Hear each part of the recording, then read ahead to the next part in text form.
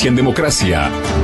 Un espacio de información, orientación y asesoría jurídica para garantizar sus derechos. Abogados, juristas, expertos darán respuesta a sus dudas legales. Justicia en Democracia, buscando una sociedad justa. Justicia en Democracia con Verónica Rosero y el acompañamiento del Colegio de Abogados de Pichincha. Por Democracia y Democracia TV. Bienvenidos.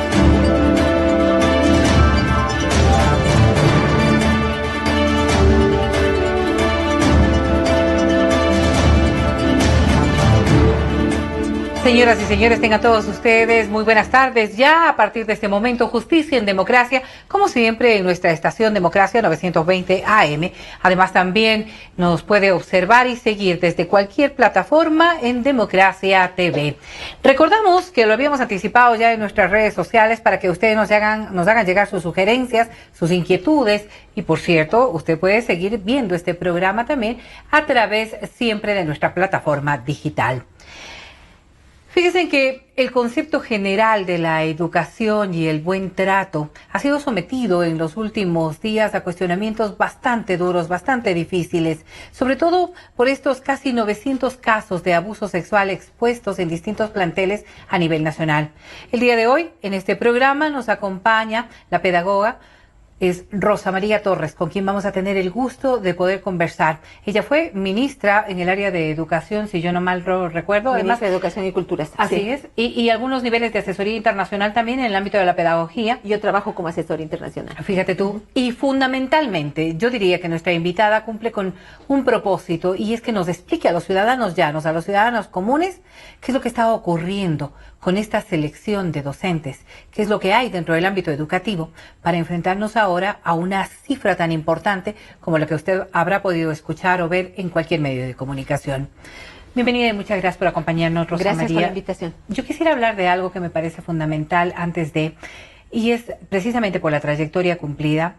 Mi padre fue docente en sus primeros años, muy, muy joven, y una de las cosas que quizás hablaba era de una característica fundamental del maestro o del docente, del profesor, como quiera que nosotros en la vida lo hayamos llamado, es este nivel, este estatus ético y moral que asumía cuando en realidad estaba cumpliendo con una tarea de formación de otros seres humanos. Y en el transcurrir de la vida uno va viendo que quizás la propia calificación ética y moral pues ya no acompaña a todos los seres humanos en sus propias conductas del día a día. Y pregunto, ¿al maestro le ha pasado cosa igual?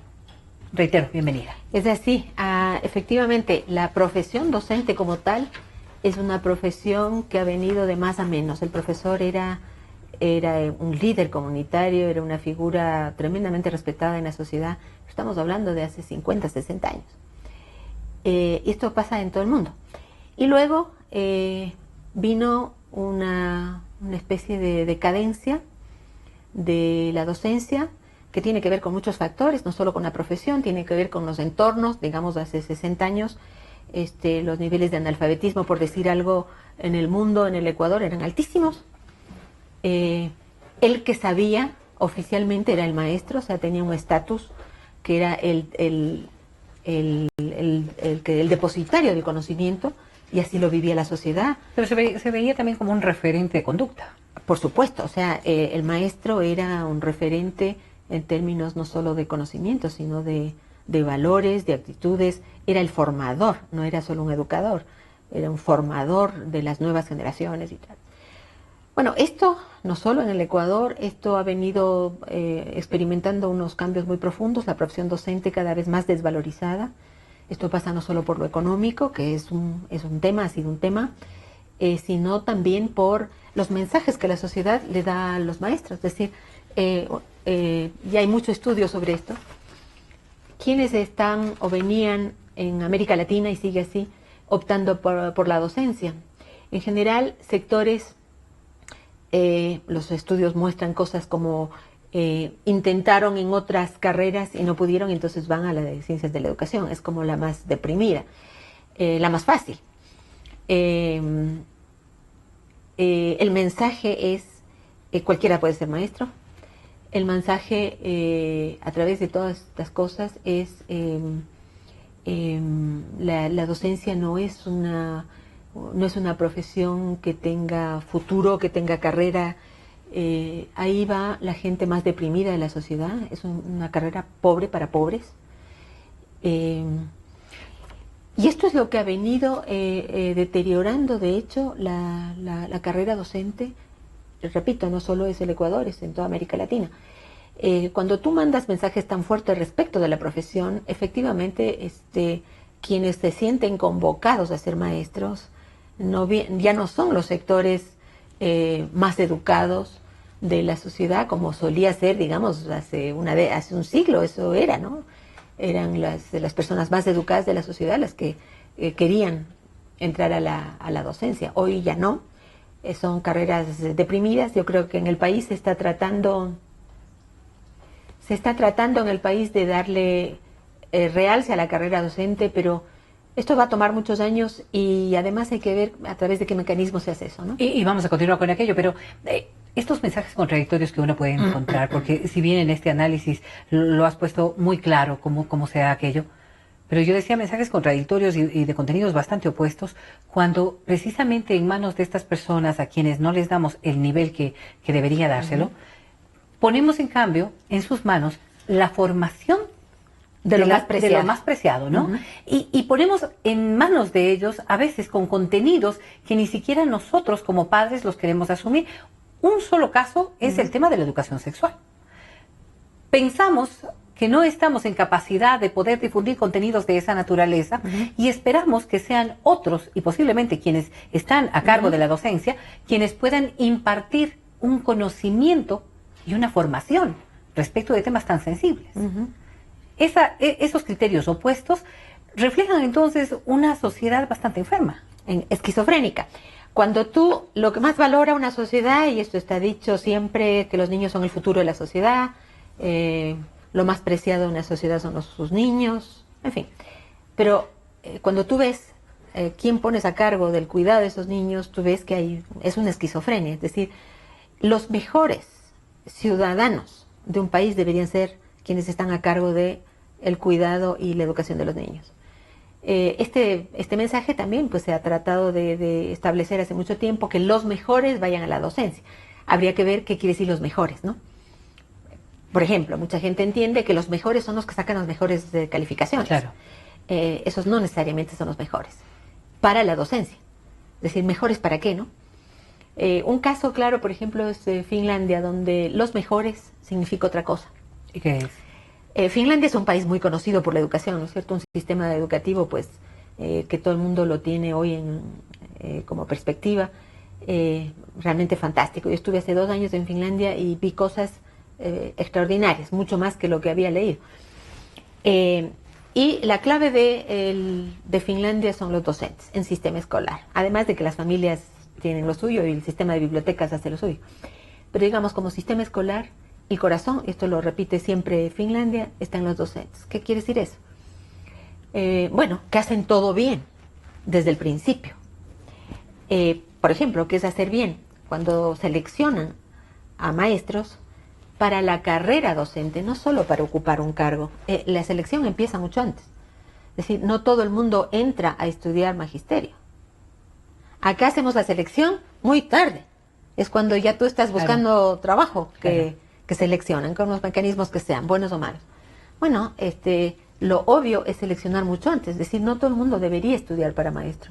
Porque esto requiere una serie de cuestiones básicas que no pasan ni por el conocimiento, no solamente por el conocimiento, pasa por qué clase de persona eres. Si eres una mala persona no vas a poder ser un buen profesor. Esto es cierto para cualquier profesión, digamos, ¿no? Y ahí se hacen una evaluación previa. Aquí le entrevistan a los futuros, a las personas que quieren entrar a estudiar magisterio, y la entrevista no se fijan en tus notas, eso no es ser el mejor. Por ejemplo, la entrevista va por cosas como ¿qué hobbies tienes? ¿Eres parte de algún esfuerzo, de algún programa de ayuda a la comunidad? ¿Tocas un instrumento? ¿Qué gracia tienes? ¿Bailas? ¿Cantas? ¿Qué haces? Estas son las preguntas que a ese jurado, que está conformado por 4 o 5 personas expertas en el tema, y con mucha experiencia en esto de reclutar a maestros y definir qué ser los mejores. Bueno, estas son las preguntas que te van a dar un perfil de la persona. Que no pasan por si sacaste buena o nota no en el colegio, es qué clase de persona eres. Por ejemplo, un valor que hoy se considera fundamental, siempre ha sido, pero hoy se recalca en eso, es la empatía. ¿Qué es la empatía? Es la capacidad de yo ponerme en tu lugar. Así es, de yo entristecerme si tú estás triste, de yo alegrarme si tú estás alegre, de yo preguntarte, de yo escucharse. Eso es la empatía. Bueno, un sujeto que no tiene desarrollada la capacidad de escuchar al otro, de ser empático, de tratar de ponerse en el lugar del otro, ese no debería aspirar a la docencia. No podría sintonizarse con el alumno. Jamás podría sintonizarse con el alumno. Eso es como básico. Aquí buscan personas creativas. Aquí buscan personas curiosas. La curiosidad es hoy otra de esas cualidades en las que se está poniendo importancia, ¿no es cierto? El niño es curioso y el sistema escolar le mata la curiosidad. Es terrible. Bueno, un maestro tiene que ser una persona que no perdió ese niño interior o que quiere recuperarlo. ¿Qué es recuperar el niño interior? Es recuperar la capacidad de asombrarse, es recuperar la espontaneidad, la creatividad, la curiosidad. Esas son las cualidades que yo te digo, el caso de Finlandia, que conozco de cerca, que se ve en un maestro. Acá, ¿qué vemos? Nada de eso. Primero, tú entras a la carrera docente y nadie te dice no puedes, nadie te orienta. Es más, tú decides, en base muchas veces a criterios que no son los apropiados. Bueno, mientras consigo otro trabajo, ¿no es cierto? Claro. Voy a ser docente. Esa es una clásica, ¿no? Esos son los criterios equivocados. Acá no hemos hecho nada por orientar las vocaciones docentes. No sé, la UNAE, por ejemplo, ¿qué está haciendo? No sé si la UNAE está poniendo atención a sus alumnos. No basta con que tengan buen puntaje antes de ser en el ENES. No sé, me gustaría preguntarles qué están haciendo porque se supone que esto va con una nueva época, la UNAE, ¿no? Se supone, deberían empezar a implementar cosas como estas. Pero va a partir de todo, y este es un proceso, un círculo bastante complicado de poder superar, porque este proceso de evaluación que se lo da a los alumnos desde el primer grado de educación básica, no mira pues estas capacidades o cualidades, sino exclusivamente siempre estamos haciendo referencia al tema del conocimiento, y en función de aquello, hasta las carreras que podrían ser mucho más representativas. Recordamos que en el régimen anterior aprobábamos mucho de las carreras universitarias que le convenían al país en función de las necesidades del país, que para muchos no podrá estar mal. Pero ¿qué pasa con el ser humano que está y quien va a ejercer precisamente ese tipo de actividades? Y cuando hablamos de ejercer esas actividades, bien lo destacabas tú, cómo se ha dado un proceso de tantos años que refleja lo que ahora estamos observando. Porque el caso de los 900 muchachos, niños, niños adolescentes que están inmersos en el tema del abuso sexual y que ha puesto sobre el paquete algo que también refleja lo que somos como sociedad. Aquello de la apatía total, porque si es que hablábamos de la empatía, la apatía total también viene a estar presente en nosotros como sociedad. Hoy lo hemos puesto en los medios de comunicación y a través de esta exposición hacemos el reclamo. Pero no estamos hablando de casos de los últimos 2 años. No, esto es un acumulado. Vemos tantos casos, no sabemos ni de más allá de lo que en el ámbito de la psicología nos han explicado muchos de los profesionales, que quizás el sufrir de un abuso implica un trauma tan serio que no es posible expresarlo tan pronto, pero estamos observando de personas adultas que ya refieren también de este tipo de violencia en sus vidas. Y digo yo, una apatía que nos hace observar como sociedad lo errados que estamos. Y se vuelve un círculo negativo que yo no lo encuentro por dónde podría surgir entonces los cambios. Hay 2 cosas graves. Uno es la violencia y otro es la indolencia. Esta es una sociedad violenta. Es decir, mucho antes de que empiecen a emerger estos casos de abuso sexual en escuelas, lo que hemos constatado ya, y esto hace varios años, es la violencia que hay en las escuelas. Porque la violencia sexual es una forma de esas violencias. Hemos visto el bullying como otra de las cosas que está ocurriendo. Entonces, yo no me quedo contenta con que ahora se destape la violencia sexual. Es una más de las violencias que ya se vienen experimentando en el sistema escolar. La encuesta que se hizo en el año 2016 del Observatorio de la Niñez y la Adolescencia tiene un capítulo sobre violencia. No se incluye en ese momento violencia sexual. De aquí en adelante vamos a tener siempre que incluir el tema, es evidente. Pero bueno, las formas de violencia que este informe puso en el tapete son la violencia típica del castigo físico, del castigo moral, al que se porta mal entre comillas, al que no hace la tarea, en fin, tantas formas de ser castigado que hay en el sistema escolar no han cedido. Es decir, uno dice la violencia escolar seguramente se dio en el sistema escolar. Antes no la medíamos, hoy la tenemos ya como un tema. Claro. Pero 30% de los estudiantes aproximadamente, no tengo aquí el número exacto de esta encuesta, alrededor de un 30% de estudiantes, estamos hablando de 5 a 17 años, o sea, todo el sistema escolar, denuncian maltrato en la escuela. Cerca del 30%. Es una bestialidad. Una bestialidad. Castigo físico y castigo moral, que es el peor. Claro. Ese que te humilla, que te ridiculiza, que te pone en una esquina, que no te deja entrar. Que te marca. Que te marca de por vida. Y que muchas veces los padres de familia le dan la razón a la escuela. Esto es, o sea, al niño le toca por doble. La escuela le manda el mensaje de su hijo no se porta bien y el padre hace lo suyo en casa. Porque si no lo hace, el sistema escolar va a sentir que es un padre que no colabora con la escuela. Y tú tienes padres de familia que por rebote de la escuela castigan al hijo. O sea, es por doble. Claro que sí. Violencia en el hogar, por dinámicas internas del hogar y por las que le toca de rebote del sistema escolar, que le manda a los padres tareas de lo que tienen que hacer con el hijo, y entre esas es castigarlo, ¿no? Y violencia en el sistema escolar. Entonces, yo no quiero que perdamos de vista de que esa violencia está, y es permanente, y está ahí, y la sociedad no se horrorizó, como sí se horroriza ahora, en buena hora, con los casos de abuso sexual, porque esto ya es límite. Pero esta violencia nos refleja, o sea, eso somos como sociedad. Eso somos. Tú ves lo que es, la familia es el lugar en donde más maltrato hay contra los niños. Esto parece inadmisible porque se supone que los padres quieren a los hijos, pero es te quiero con golpe, ¿no? UNICEF en este país, y creo que hay que agradecer, es un organismo internacional que, bueno, su mandato son los niños, y que es el que ha estado continuamente sacando estos temas a flote. Yo no sé qué pasaría si no tuviéramos a UNICEF marcando estas cosas. Yo no sé, por las dinámicas que vemos, uno tiende a pensar que capaz que incluso esa otra violencia, que es la cotidiana en las escuelas, nunca hubiera salido a la luz. Pero el reflejarlo, el sacarlo a la luz, el exponerlo a la colectividad, genera cambios, y te lo pongo de esta manera porque quizás cuando uno oye, lo aparta de su convivir cotidiano, ¿no? De su pequeña circunscripción, sea familia o el entorno en general, y lo mira como externo, simplemente les pasa al resto. No estoy evidenciando que soy parte de aquello, y cuando no soy parte, no tampoco lo racionalizo y por ende no lo corrijo. Como sociedad, ¿qué estamos haciendo? ¿Hacia dónde deberíamos buscar un camino que nos permita superar aquello?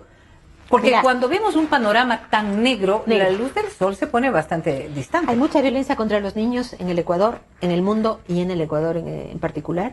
UNICEF, entre otras cosas, destaca que en la década pasada, que se suponía que era una década ganada en educación, la violencia contra los niños no aminoró, sino que empeoró.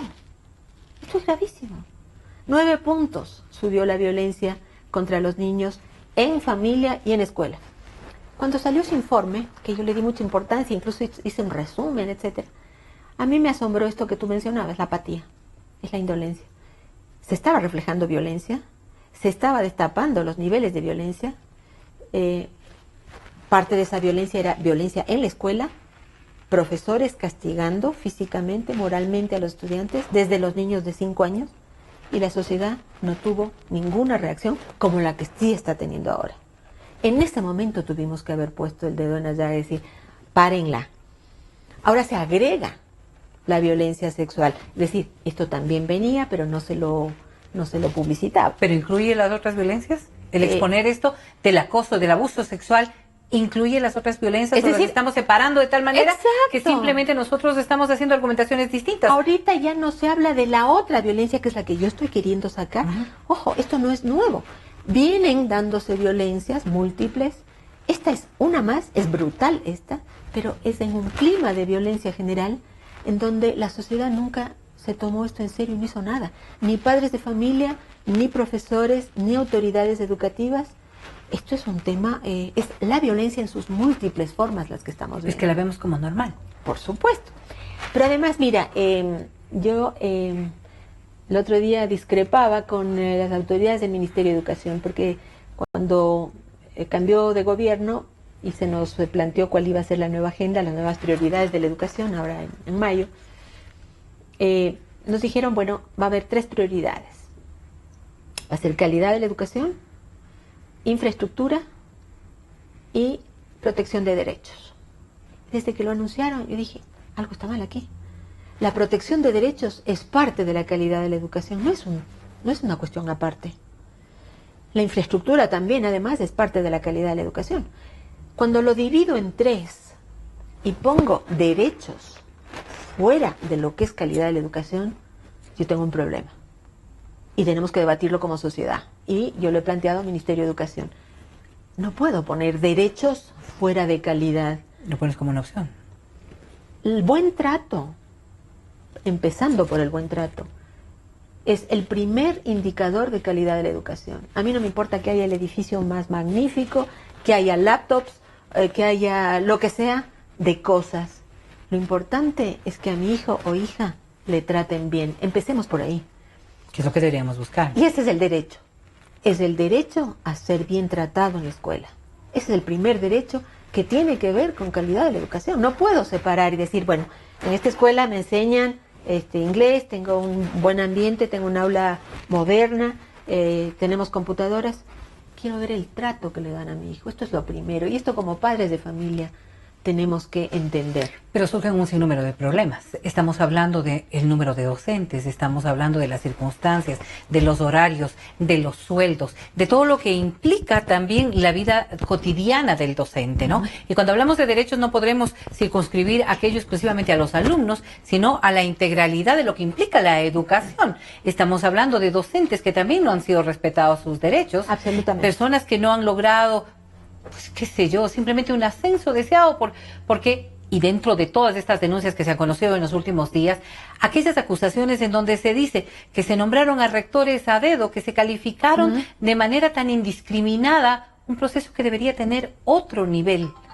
Entonces es bien importante que nosotros aclaremos y conceptualicemos que este tipo de cosas sí tienen que cambiar y que tienen que cambiar radicalmente a partir de ahora. Esa era mi pregunta. Así es. Porque, ¿qué es lo que va a dar este primer paso? ¿Cómo es lo que se va a lograr este primer paso?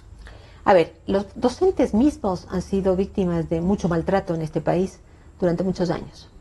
Maltrato en todos los órdenes. El que hemos visto sobre todo es el maltrato económico, el salario, que ha sido siempre la reivindicación de los gremios docentes. Pero más allá de lo que ganas, y además lo que ganas mismo es un reflejo de otros maltratos, ¿no es cierto? Te valoran poco. Por supuesto. Valoran poco tu trabajo. Por supuesto. Ahora mismo, en 10 años lo que hemos visto, por ejemplo, buenos sueldos, si veo sueldo, pero tareas burocráticas a morir, que es una manera de desprofesionalizar el oficio docente. Cuando a ti como docente te encargan que tienes que llenar 80 formularios, que tienes que dedicarte a tareas administrativas pues buena parte del día, te están desvalorizando porque el mensaje que te están dando es, mira, lo pedagógico, claro, pues puede esperar, ¿no? Pero tú tienes que llenar estos formularios. Eso es no entender qué es la educación, no entender qué es la tarea docente. Eso es desprofesionalizar al magisterio. ¿Qué parte de una selección inapropiada de quienes están rigiendo el sistema educativo? Absolutamente. O sea, en el Ecuador no tenemos, digamos, un clima nacional en donde la educación sea un tema en serio. Hablamos de educación cuando hay escándalos. Cuando hay un bus que se accidenta y que mueren niños, ahí vamos a hablar de la educación. Ahora es un tema de de gran popularidad, porque estamos hablando de temas que en realidad tienen que ver con otra cosa, que es la violencia en la sociedad, la violencia sexual en las escuelas. Pero la educación como tema en nuestro país no está instalada. La sociedad espera que el Estado en realidad se haga cargo de la educación. O sea, todavía hay esa percepción de los padres de familia como la educación es algo que yo no sé de educación, ¿no es cierto? Entonces, no puedo opinar. Y estoy sujeto a las decisiones que tomen los que saben. La población asume que quien dirige la educación sabe de educación. Y asume equivocadamente, porque aquí en general en el Ecuador no hay esta idea de que para hablar de educación hay que saber de educación. Es terrible. No hay esa idea. Aquí cualquiera puede opinar de educación. Sí, por supuesto, por supuesto. Como puede opinar de otras áreas también, de absoluto desconocimiento. Pero tú te fijas, por ejemplo, el respeto que hay por la economía. No cualquiera aquí habla de economía y dice, no, yo de ese tema no sé, y no le invitas a alguien que no sabe de economía a hablar de economía. Pero sí invitas a cualquier persona a hablar de educación. ¿Y hay el suficiente número de profesionales que puedan asumir retos de esta naturaleza? No hay en el país, porque los mensajes que se dan es que no vale la pena estudiar educación. Yo tengo licenciatura, tengo doctorado, soy experta en educación. Mira, da lo mismo en muchos ambientes una opinión de alguien especializado que tiene criterios y una visión más integral que la de un joven de 24 años que acaba de llegar estudiando cualquier cosa, no importa lo que haya estudiado, se siente habilitado a hablar de educación. Ayer estuve en un panel donde una funcionaria del gobierno hablaba del analfabetismo. No era su tema, pero decidió dar un ejemplo y hablaba del analfabetismo como equivalente a ignorancia. Bueno, este es un tema que para mí está en el corazón de muchas cosas que vengo debatiendo hace muchos años. Ser analfabeto no es ser ignorante. Ser analfabeto es solamente no saber leer y escribir. Que una funcionaria pública, joven, graduada en quién sabe dónde, no importa, que tiene una maestría, un doctorado, no importa, pero se permite hablar del analfabetismo como si supiera del tema, es para mí insultante, porque pues habemos especialistas en estos temas. Me hubiera gustado en ese momento discutir con ella, pero no venía al caso. Pero estas son las cosas que se van filtrando. ¿Por qué? Porque hay mensajes. El ministro Espinosa, me acuerdo, yo le caté varias cosas en Twitter, que las tengo guardadas. Digo, qué importante es para un ministro saber de educación. El ministro hablaba varias veces de transmitir conocimientos. Esto es algo que a los pedagogos nos resulta, te da dolor de estómago. Es decir, estamos de vuelta de esta idea de que la educación es transmisión de conocimientos. Al menos se intenta cambiar el concepto, claro. No es una cosa que tú das, esto es lo que Paulo Freire llamaba educación bancaria, justamente lo que el ministro Espinosa decía, hablaba de educación en público, sin vergüenza, es decir, y nadie le corregía. Bueno, yo tengo guardadas algunas de estas piezas, unas perlas, también a Correa, que tampoco sabe educación, no tiene por qué saber, pero hablan como si supieran. Lo peligroso es el nivel de autoridad que manejan personas que en realidad pueden tener muy buenas intenciones, pero que sin tener el conocimiento adecuado podrían generar los errores que ahora lo vemos. Porque, Rosa María, tú decías, en principio, este nivel de, yo no sé si insuficiencia de conocimiento, pero al menos sí, de total falta de interés en realizar políticas que puedan cambiar toda esta dinámica. Eso sí lo hemos observado, no solo en la última década, lo hemos observado desde hace muchísimo tiempo atrás. Y cuando pensamos en que estamos iniciando un nuevo gobierno con un escándalo de esta magnitud, lo que nos ponemos a observar son los cambios que de aquí en adelante van a regir, por ejemplo, en la selección de docentes. Ese tipo de cosas que yo supongo van a ser necesarias, van a ser fundamentales, pero que requerirán un proceso previo. Pero deberíamos debatir estos temas. La sociedad simplemente acepta lo que dice la autoridad. Sepa o no sepa de educación, sepa o no sepa de cualquier tema. Pero eso es idiosincrasia. Tú aceptas. A ver, ahorita lo que se discute es que hay profesores o directivos que fueron puestos a dedo. Y se está demostrando que así ha sido. Se dice que se tomó pruebas psicométricas a los profesores justamente para captar si había desórdenes o algún tipo de problema mental en los profesores que entran a trabajar como docentes. La sociedad acepta todo eso, no hay debate. Yo quiero poner como debate a ver cómo se selecciona a los docentes y en qué momento se selecciona a los docentes. Esto la sociedad no lo debate, ni a propósito de esto que estamos viendo. Nos quedamos con que se han tomado pruebas psicométricas y la gente reclama, ¿y por qué no siguen tomando las pruebas psicométricas? ¿Y cuándo van a volver a tomar las pruebas? Yo digo, ojo, un ratito, paremos. ¿Para qué sirven las pruebas psicométricas? Han servido 81.000 docentes. Se supone que desde el 2003 se han tomado estas pruebas. Estuve ayer, me puse a analizar las pruebas. ¿Qué me encuentro? Pues un montón de cosas y declaraciones de gente que conoce el tema, psicólogos que dicen, la prueba psicométrica no me capta cuestiones como estas, ¿no es cierto? No me capta un potencial abusador, una prueba psicométrica muy difícilmente te capta, y así es. Es muy difícil que una prueba psicométrica te capte todas tus perversiones. Esto sería facilísimo, sería fácil de poder hacerlo. ¿Pero qué miden? Porque yo veía un concepto que decía, pueden medir tu amabilidad, tu afabilidad. ¿Qué miden? ¿Cómo logras tú llegar entonces a través de una prueba? Sí, ayer entré y justamente al investigar encontré que hay sitios que ya están divulgando las pruebas de estas y te dan las claves de cuál es la pregunta correcta. Claro. Me tomé yo una prueba de estas para ver. ¿Un simulador? Sí. Y es increíble, o sea, te ponen dos preguntas, ¿no es cierto? Una que es evidentemente donde vas a salir hecho un monstruo, o sea, nadie se le pasa eso, ¿no? Quedas como un energúmeno si respondes eso. Y la otra donde quedas de bueno, pues escoges la del bueno, ¿no?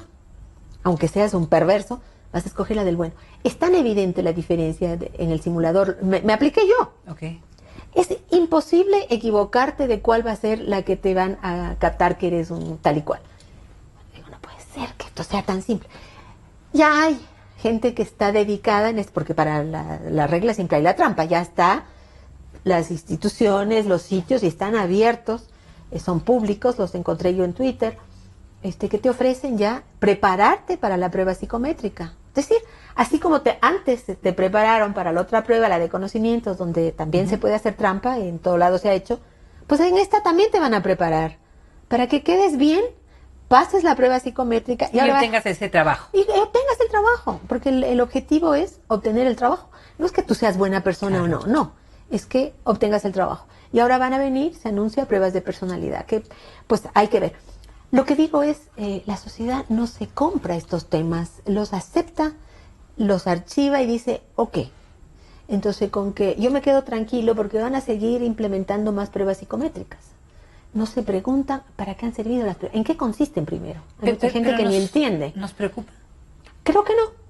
A menos que te toque a ti un caso de abuso. Pero incluso a los padres, que son padres de niños abusados, estos temas les están pasando por encima. O sea, dime tú eres mamá, papá de un niño que acaba de pasar por una de estas experiencias, has perdido la cabeza, sabes que esto te va a modificar la vida de tu hijo y la vida de toda la familia.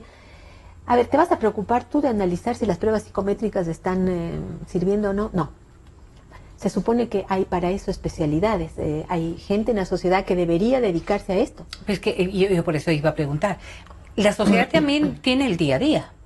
Y no podríamos exigir de todos, en cada uno de los puestos en donde están, tener la percepción de lo que está ocurriendo en todos los ámbitos nacionales.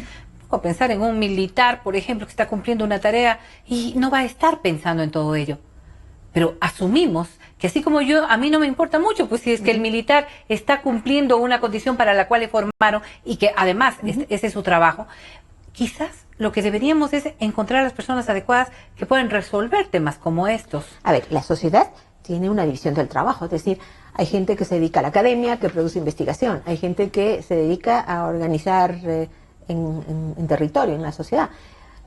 Habemos especialistas en N cantidad de campos en el país y en todo lado. La sociedad debería poder confiar en sus especialistas, pero tú no los ves actuando esto, tú no los ves opinando a nivel público, en espacios como este.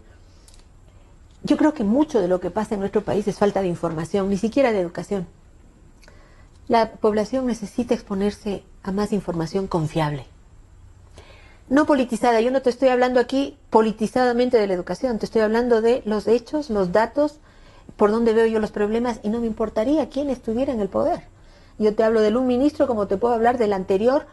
No estoy politizando el tema, no estoy tratando de ver a quién le cargo la culpa, estoy analizando una problemática y eso les toca a ciertos sujetos, obviamente, pero también les toca a los especialistas, que en este país no nos hemos preocupado de hacer este conocimiento público. Cuando eres un investigador yo así lo entiendo, un investigador social tiene una responsabilidad con la sociedad, que es devolver ese conocimiento en formato digerible, comprensible, no en jerga. Tengo aquí un problema con los especialistas que hablan en jerga. Yo no hablo en jerga. Me interesa que la gente me entienda. Lo alejas tanto del común que en no realidad... estoy queriendo, claro, demostrar mi conocimiento y que estudien, no sé. No, mi interés es que la gente comprenda, y ese debería ser nuestro interés. Tú eres un especialista y tienes que abandonar tu jerga para poder comunicarte con la población. Ok, pero el especialista que puede determinar los caminos posiblemente va a poner en manos de otros la práctica o la realización de políticas. Y me tengo que ocupar de eso también. Porque es que es imposible que un especialista de tu nivel y de tu categoría tenga en su capacidad la posibilidad de normar lo que debería ser eficiente para el desarrollo. Pero tú puedes incidir en la política pública. Si bien puede ser que no te conviden a ser parte de una discusión sobre políticas que aquí no hay, aquí alguien toma la decisión y así queda. No hay una información y una actualización del tema del conocimiento para tomar decisiones en la política educativa, por ejemplo. Pero yo pienso que parte de la tarea de un especialista es tratar de incidir en la política pública. Es decir, cuando yo le digo al Ministerio de Educación, miren, esta separación entre los derechos y la calidad de la educación no va, no sé si me van a invitar, capaz que no, pero yo lo digo, porque alguien va a escuchar ese mensaje y se va a dar cuenta de que efectivamente no puedo separar calidad de la educación de buen trato, de respeto a mis derechos. Ahí está el corazón de la calidad de la educación. Bueno, mi responsabilidad como alguien que sabe de esos temas, y así pues habemos muchos que trabajamos en derechos de la infancia, que trabajamos en los aspectos legales, unos en los aspectos operativos, otros en los aspectos pedagógicos. Bueno, ese conjunto de gente tiene mucho que aportar en términos de información. Por supuesto. Que no pasa necesariamente por dar un curso, pero que pasa, por ejemplo, por programas como este, donde tú pones esa información, ese saber a disposición de la ciudadanía para que haya un criterio más informado entre quienes están a los distintos niveles siendo afectados por esta situación. Y parte de un proceso de responsabilidad propia de cada uno de nosotros, eso es indiscutible. Pero me pongo a pensar, por ejemplo, en, no sé, tú hacías referencia a un Ministerio de Educación en donde uno como ciudadano común pensaría que incluye dentro de estas funciones del Ministerio de Educación y Cultura a personas que tienen niveles y capacidades bien importantes, más allá de que están separados del Ministerio de Educación de lo que implica la cultura, pero uno asume que estas personas tienen conocimiento de lo que tú ahora estás manifestando. Y mucho más cuando yo decía normativas, porque quizás también las normativas que vienen de mano de la legislación ecuatoriana no he encontrado, pues no he escuchado siquiera a quienes con estos niveles o con estas especialidades, con ese conocimiento que se requiere tan solo, puede determinar lo que en realidad se requiere, ¿no? El problema aquí, y hacia eso iba a ir mi pregunta, es que la política ha marcado mucho de las conductas, muchas de las acciones y muchas de las normas. Y cuando la política empieza a observar con resultados políticos, entonces todo lo que tú nos estás diciendo quedó en el tacho. ¿Sabes qué pasa? En el Ecuador hay, en el campo de la educación específicamente, hay un nivel muy chato y muy antiguo de pensamiento, te diría yo. Esta sociedad no ha sido expuesta, no está siendo expuesta a otras versiones de la educación. Yo ayer daba una conferencia, decía, a ver, cuando se habla de educación, la gente piensa inmediatamente en sistema escolar. Pero hay otras educaciones, de las que no se habla aquí. Hay una educación familiar, es la que hacemos en la familia, y también es educación. No hay pizarra, no hay evaluaciones, no hay un profesor, pero es educación. Y hay una educación que le tenemos que dar mucho valor, porque tiene valor, que es la educación comunitaria.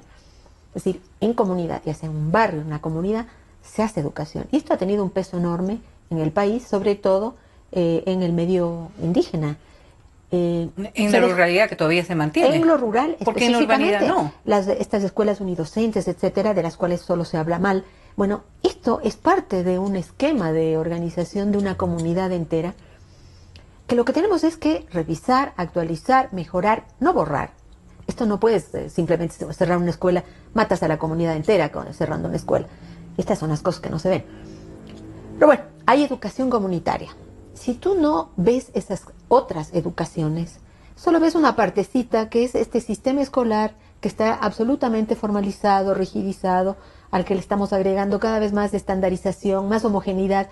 En un país de gran diversidad, el sistema educativo, ¿cuál es la propuesta que nos hace el sistema educativo? Y cada vez más es una propuesta de homogenización. Todos somos iguales, todos aprendemos lo mismo, todos tomamos el mismo examen, todos tenemos la misma arquitectura escolar, todos comemos todos los días lo mismo. Es una propuesta de estandarización y de homogenización que va en contra de cualquier parámetro moderno de calidad de la educación. ¿Cómo te das cuenta de esto? Esto un padre de familia en una comunidad lo puede ver mucho más fácilmente quizá que un economista sentado en una oficina estatal. Ese padre se da cuenta que las pérdidas que está teniendo al no tener una escuela en su comunidad son muy, muy grandes. Que ese profesor que tenía era un profesor que los chicos conocían, en el cual confiaban y tal. Ahora se tiene que ir a una escuela donde todos son anónimos, nadie se conoce. No hay una comunidad como tal física, porque son pedazos de comunidades los que has ido juntando en las unidades del milenio. Por lo tanto, no hay una comunidad real a la que tú puedas hacer referencia. Hay pérdidas enormes en este tránsito de la escuelita chiquita, que se considera mala y que puede ser muy buena, a este mega plantel donde puedes tener 2.000 alumnos, todos ajenos, nadie se conoce, los padres de familia no conocen a nadie, nadie conoce a nadie. El anonimato es justamente una de las cosas que ayuda, favorece estos comportamientos violentos. Y cuando tú pones estudiantes de 5 a 17 años juntos, claro, que es algo que durante muchos años hemos venido discutiendo los que trabajamos en el tema de educación, si conviene o no conviene poner tanta variedad de edad junta, y en general te van a decir los pedagogos que no conviene. Estamos además entrando en una etapa en donde lo que importa, lo que se valora es la posibilidad de personalizar la educación. Que las tecnologías nos están ayudando a eso. Sirven para algunas cosas, para otras no. La posibilidad de personalizar la educación es algo que es una promesa de las tecnologías que yo le veo mucho futuro. Cuando estamos tratando de diversificar la educación, estas son las grandes tendencias progresistas en educación. Necesitamos diversificar. ¿Por qué? Porque la gente es distinta. Claro que sí. Los niños son distintos, los adolescentes son distintos, los grupos humanos. Bueno, tú tienes que diversificar. Aquí hacemos al revés, exactamente. Acá, en momentos de gran diversificación, aquí homogenizamos. Tú vas a comer todos los días lo mismo que lo que comen los niños. Y todo el mundo va a aprender español y quichua porque esa es una necesidad. Todo el mundo va a aprender esto de matemáticas, esto de... El currículum todo está homogenizado y estandarizado, que es lo peor. Tenemos pruebas que miden a todo el mundo por igual, y estamos encantados con tener más y más pruebas.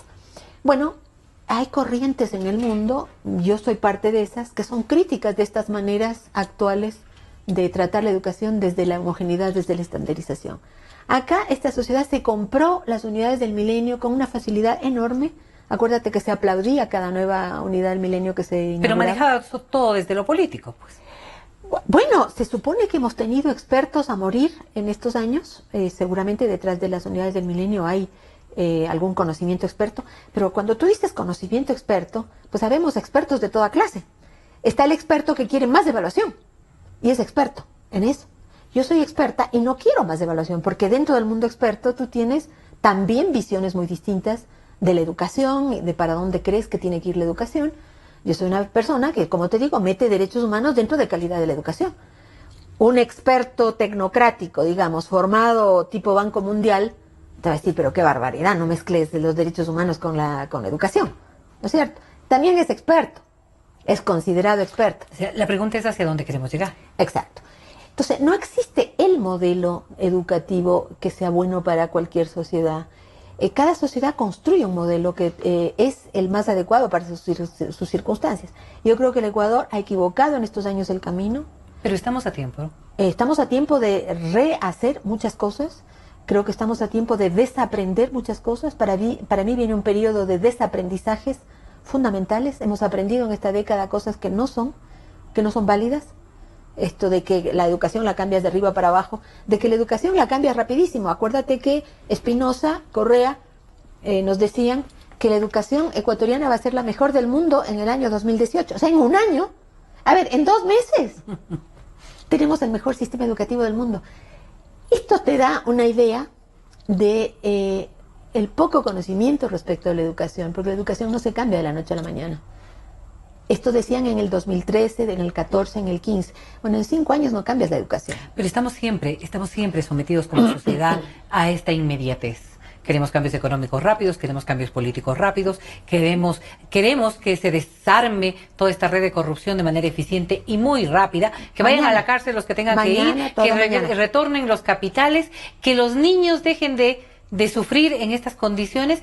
Y cuando a uno le plantean procesos y cuando a uno le ponen estas metas a mediano y largo plazo, posiblemente ya las sientes tan ausentes que dejaron de ser. No voy ni a vivir. Mira, la educación, quienes sabemos de educación, sabemos de esto. Es una inversión, no solo de dinero, sino una inversión humana de largo plazo. Esto te lo dice cualquiera, ¿no es cierto? Por lo menos de mediano plazo. En el corto plazo no vas a ver cambios sustantivos. Y la otra cosa que sabemos, quienes sabemos de educación, es que las cosas en educación no se cambian de arriba para abajo. No es así. No puedes cambiar en base a una ley, en base a un decreto, en base a una disposición y que todo el mundo acepte. Así no cambias, porque la educación tiene que ver con las personas, no con las máquinas. Y esta persona tiene que estar informada, tiene que estar de acuerdo con eso, porque si no, no te vas a mover. Tiene que estar motivada al cambio, entender las razones del cambio, para dónde voy. Y tiene que saber también, y en esto cómo pinto yo. Eso es el ser humano. No es una cosa de mezquindad, es el ser humano. Tú quieres saber. Y en donde mi opinión también tenga validez. ¿Dónde digo yo lo que sé? ¿Quién me escucha? Bueno, así no se puede cambiar la educación. En 2 meses estamos celebrando que el Ecuador es el mejor sistema educativo del mundo. ¿Cómo te parece? Mira lo que se está destapando. Es decir, como sociedad tenemos que repensar el tema educativo con esta idea de unos plazos que no tienen que ver con los plazos políticos. Hay un desencuentro fenomenal entre los plazos políticos y los plazos de la educación. Y esto es lo que está siempre en el tapete y que no podemos resolver. La gente piensa en 4 años de gobierno y en 4 años quiere hacer todo lo que pueda, ojalá deshacer todo lo que hizo el anterior. En este caso está muy bien que algunas cosas se deshagan, quizá hay algunas en las que vale la pena continuar, pero yo siento que hay un proceso muy grande de desaprender que nos toca de aquí en adelante, las cosas que mal aprendimos en muchos años y en estos 10 años en particular, que fueron mensajes equivocados sobre la educación. El llamado está dado para quienes pueden regir las políticas, eso es indiscutible, porque en manos de ellos podrá estar que tomen las directrices más acertadas y adecuadas. En manos de los ciudadanos comunes, ¿qué queda? ¿Qué es lo que deberíamos nosotros, como el ciudadano, realizar o exigir? Lo primero, interesarte. Lo primero, saber que esto no es algo que está dado, no es la Biblia, que te cae un día, no son las tablas de Moisés, que un día alguien decide que estas son las tablas y todo el mundo tiene que acatar. No, estos son temas de discusión, de debate, pero tiene que haber debate informado. No cualquiera puede opinar de cualquier cosa sin saber. Entonces aquí hay un compromiso de la sociedad y yo creo que los medios juegan un papel fundamental en esto. Necesitamos calificar esa opinión, calificar la participación, porque no puedes simplemente hablar de cualquier cosa como hoy es ahora. Hay opiniones equivocadas, es decir, por más opinión que sea, es una opinión equivocada. Pero bueno, es la opinión que tiene esa persona que no ha sido nunca informada debidamente ni formada en estos temas. Exponer a la ciudadanía a otras versiones de la educación.